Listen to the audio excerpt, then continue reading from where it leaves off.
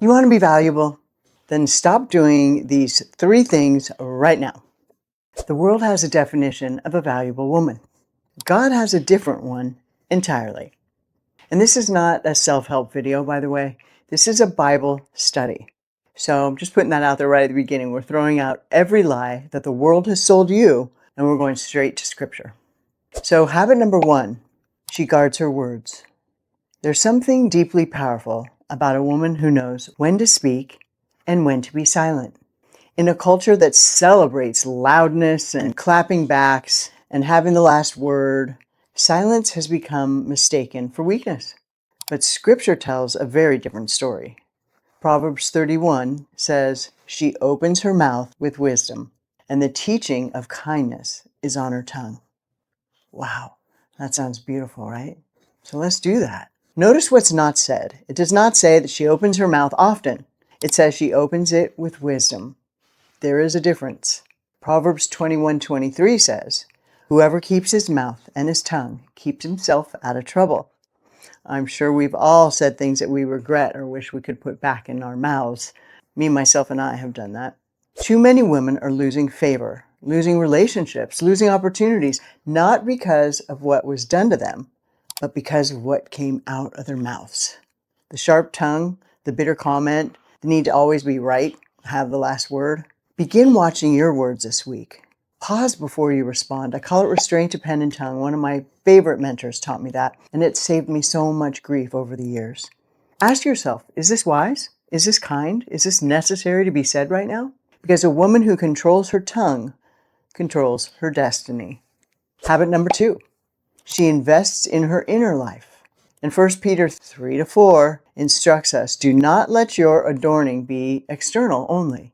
The braiding of hair, how funny, I have my hair braided today, and the putting of gold jewelry. Okay, so I've got both. But this is great because it says, let your adorning be the hidden person of the heart with the imperishable beauty of a gentle and quiet spirit, which in God's sight is very precious. Now, I don't think I'm going to be condemned because I'm wearing gold and my hair is braided today. We get the intention here. So we don't need to be flashy all the time. I don't want to show up here for you looking like a slob. You know, I wear hats from friends' businesses and jewelry that basically has been given to me by my grandmothers or friends, and I love wearing things that have been gifts. In fact, my entire home is decorated from my grandma's furniture, from my mom's gifts and friends. I love that, right? I don't need to run out and buy a bunch of stuff. Now, I'm not condemning you if that's how you choose to live. If you feel that that is wise stewardship at the time that you are in life, you need a new dining set, go for it. That's not what I'm trying to say here.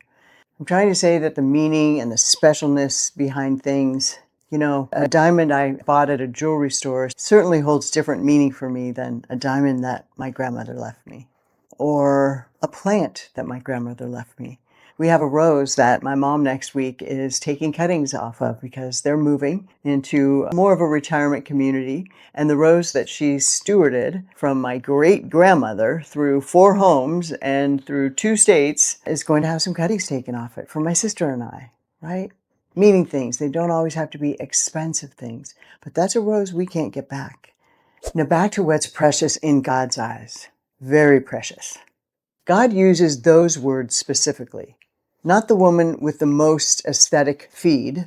The woman with a cultivated inner life is what he treasures. A gentle and quiet spirit does not mean timid. It does not mean weak. It does not mean wimpy. It means settled, calm, cool, collected.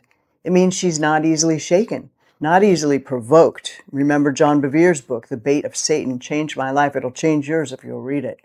She's not driven for the need for validation from people who don't even know her assignment. And when was the last time you sat before God with nothing? No request, no list of items you need, no agenda, just you and him.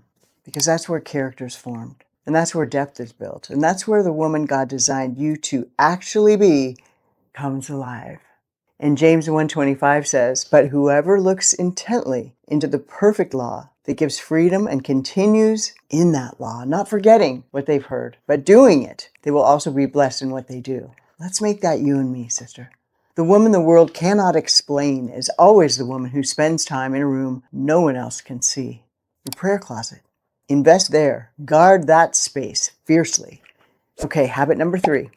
She keeps her eyes on eternity. Everyone around you is building for right now. You were called to build for forever.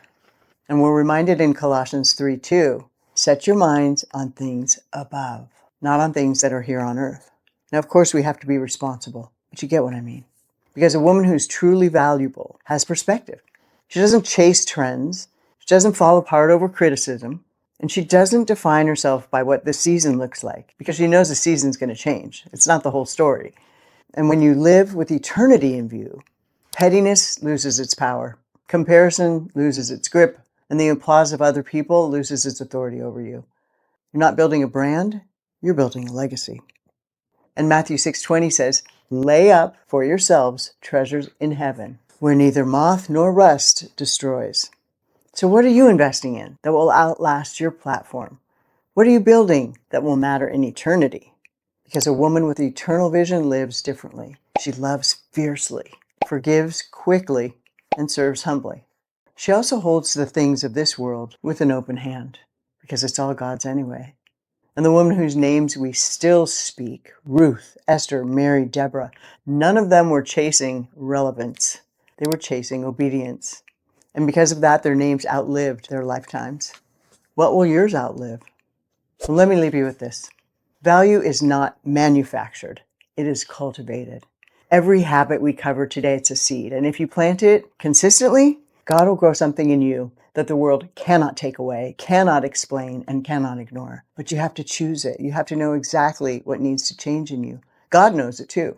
So stop waiting. Lay down what's been holding you back. Pick up the word and get before God this week. Not with a list, but with an open heart and with a willingness to be changed. Because that's where transformation begins. I didn't say it was easy, and I'm not perfect at it, but I give it a go with all I got. And friend, if this message stirred something up in you, which I hope it did, don't just scroll past it. Share it with somebody that you love.